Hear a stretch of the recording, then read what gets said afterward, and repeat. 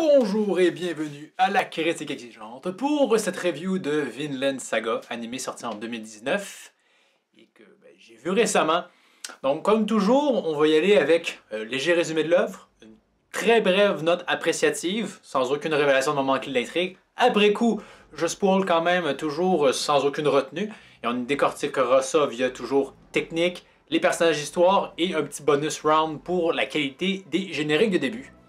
Donc, Vinland Saga, qu'est-ce que c'est grosso modo? On va narrer les invasions normandes vikings sur l'Angleterre en l'an 1000. Donc, attendez-vous à une espèce de Game of Thrones de l'animé, c'est-à-dire des jeux de pouvoir, des trahisons et de la vengeance seront assurément au programme. Et ça pourrait résumer le résumé, ça résume le résumé. Ça sera un résumé assez, quand même court, mais tout à fait complet pour parler de l'œuvre. Maintenant, brièvement, c'est une œuvre que je vous recommande, je la juge excellente. Elle ne sera pas sans bémol, vous le verrez, mais je vous dis foncez sans hésiter, vous devriez passer un bon moment. Et maintenant, justement, pour point par point, au niveau technique, c'est toujours très beau, très bien dessiné honnêtement. Il n'y a pas de passage où je me suis dit que c'était moche. En soi, c'est toujours un point très appréciable. Premier épisode, on a vraiment un peu plus de la... comment dire... une réalisation, une animation un peu plus enlevante. Après coup, ça se calme. Il n'y a pas vraiment de passage, en y pensant bien, vers lesquels je reviendrai me disant que waouh, ça c'était incroyable. Donc c'est bien, mais on aurait pu faire mieux à mon avis. Parfois quand on a des gros plans, c'est vraiment super beau. Il y a également l'effet d'ombrage que je trouve un peu particulier, mais bien, dans le sens où je vois pas souvent ça être utilisé ailleurs. Donc un bon point pour Vinland Saga à ce niveau-là. Maintenant, au niveau de l'histoire et des personnages, je vais essayer de faire comme un mix des deux parce que selon moi, c'est tellement difficile à dissocier l'un de l'autre. Et là, je le précise, je vais avoir l'air de quelqu'un qui n'a pas aimé l'œuvre. Ce n'est pas le cas, c'est juste que j'ai l'impression que Vinland Saga avait le potentiel d'être un chef-d'œuvre, mais qu'il est passé à côté malheureusement. Et le gros problème dans ce 24 épisodes-là, c'est que on montre des éléments qui ont une certaine pertinence, simplement que il aurait fallu montrer autre chose, tant il y a des éléments qui manquent d'amour, qui manquent de temps d'écran.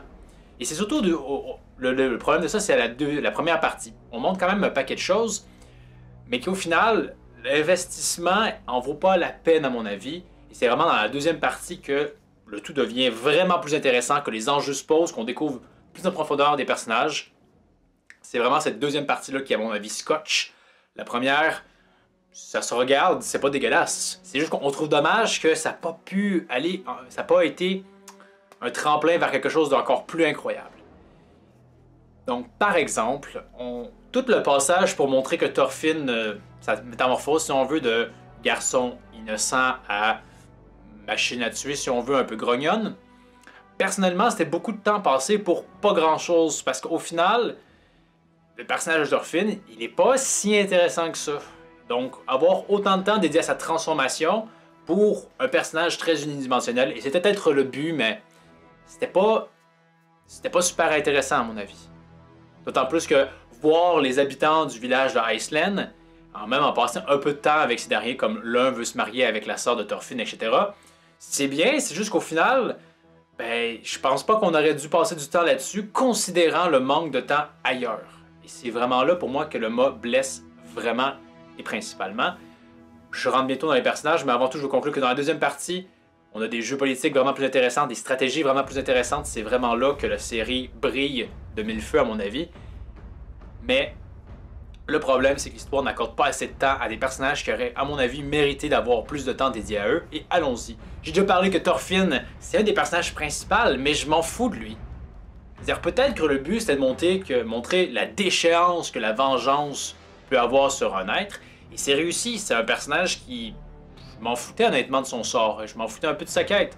Il y a certains moments où il y a des rêves qui viennent montrer que il y a quand même cette culpabilité-là de ne pas suivre la voie que son père voulait pour lui et il s'entête dans la vengeance. Mais ça, c'est vraiment quand il est seul à lui-même. Il n'y a pas vraiment ça quand il est en interaction avec les autres. On aurait pu croire qu'il y aurait qu'il aurait pu former une espèce de lien avec Canute et Ragnar. Après tout, il partage un repas avec eux. Mais non. Il fait juste suivre le flow des choses et espérer un jour se battre contre Asgard. Je sais pas.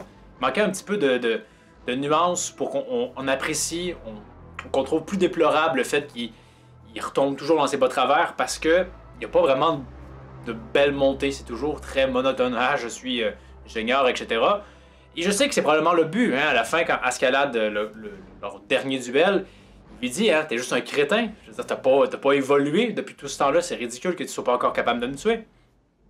C'est probablement le but, mais encore une fois, est-ce que c'est super divertissant? Non. Je veux dire, on a compris. Est-ce qu'on peut passer à autre chose? C'est là où le problème, à mon avis. Et d'autres personnages comme ça, il y en a quand même beaucoup. Au niveau de la troupe d'Ascalade, il y a Bjorn. J'espère que j'ai dit son nom comme du monde. C'est le second d'Ascalade. Et on sait à peu près rien du personnage. Il fait ce qu'il fait parce qu'il aime tuer.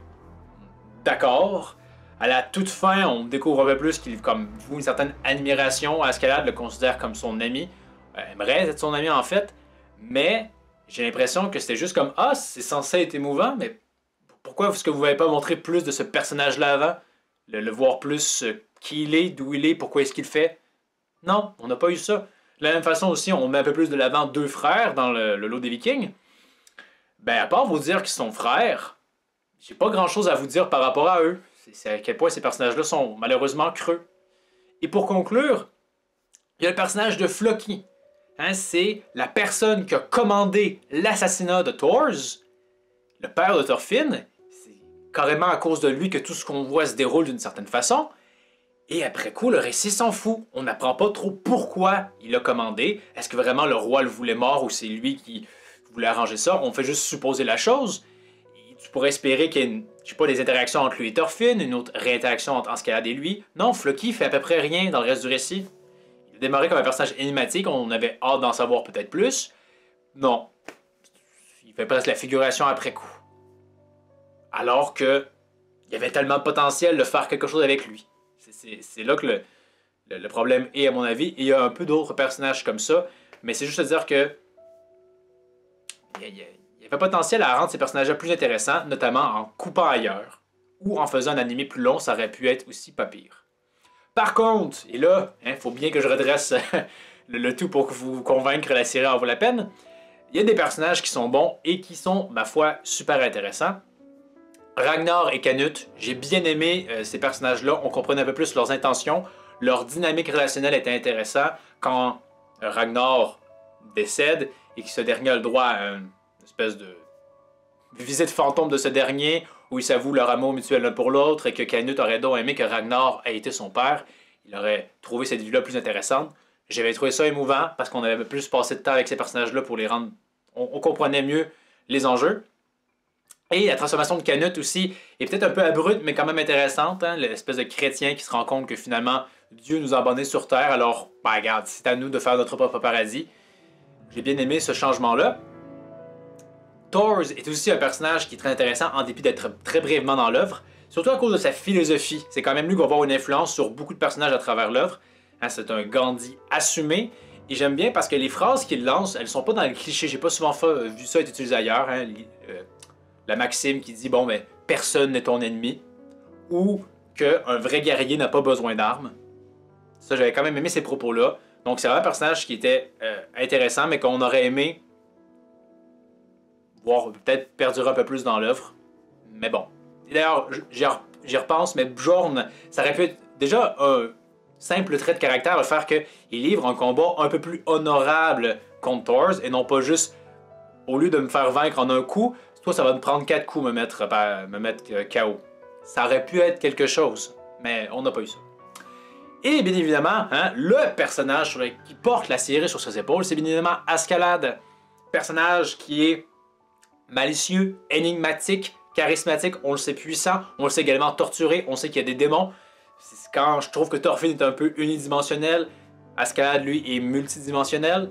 Je veux dire, au début, on sent que ce personnage-là, il est stratégique, il est malin, mais on sent qu'il nous cache quelque chose. Éventuellement, on découvre c'est quoi, mais on n'est pas encore sûr. On se dit, parce que forcément, il le dit à d'autres individus, puis on se dit, oh, peut-être que c'est encore un de ses malignes. Mais finalement, c'est la vraie affaire. Hein? Fils d'une esclave, mais avec techniquement un héritage légendaire. Mais on voit quand même qu'il y a une certaine culpabilité par rapport à ça, alors qu'il aurait toutes les compétences pour prendre le pouvoir, être cette figure révolutionnaire, si on veut.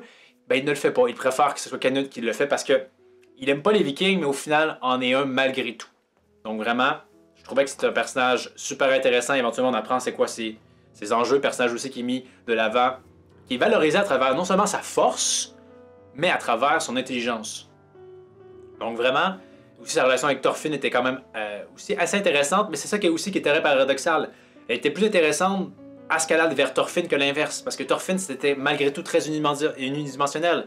Hein, quand Askeladd meurt, Thorfinn est censé se rendre compte qu'il a perdu une figure parentale, mais ça fonctionne plus de Askeladd vers l'autre. Je veux dire, il n'y a pas eu assez de moments entre Thorfinn et Askeladd, à mon avis. Je trouve ça dommage.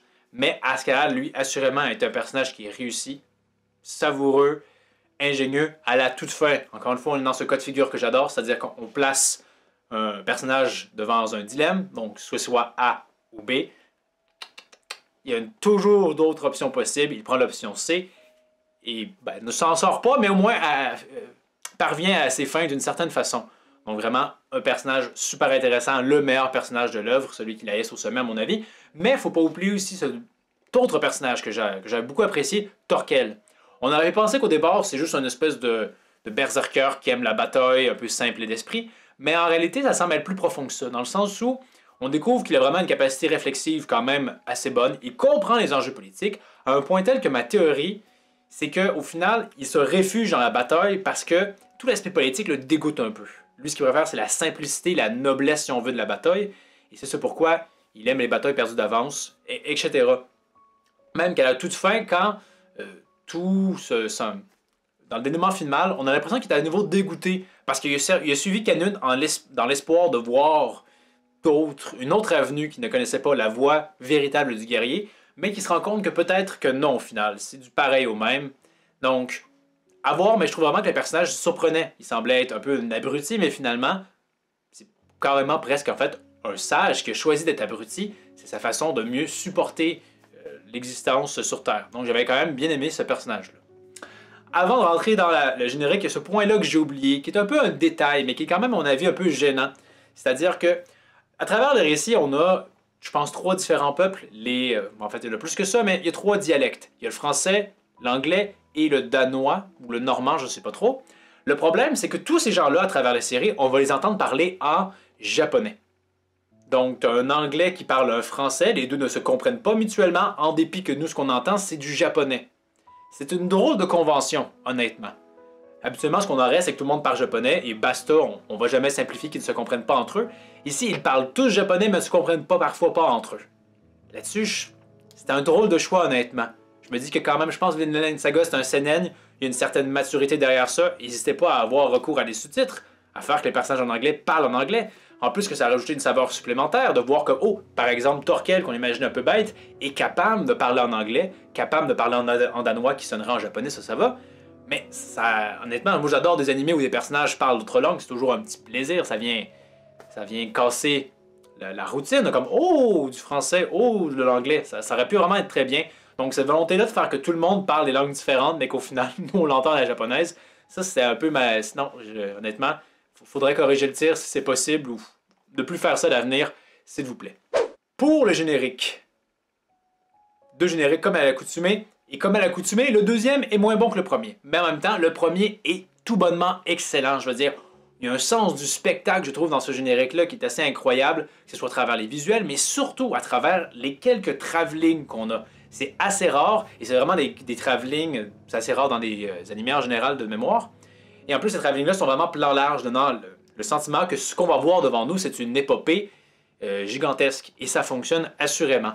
Musicalement parlant aussi, ce n'est pas sans reste. Il y a de l'anglais, donc ça vient me chercher. Il y a un petit côté metal screamo qui vient aussi me chercher. Donc vraiment, c'est très bonne facture. Si jamais je vais faire une autre vidéo de top quelque chose générique, assurément, ça serait là, à mon avis. C'est splendide. Le deuxième générique, lui, il est moins bon.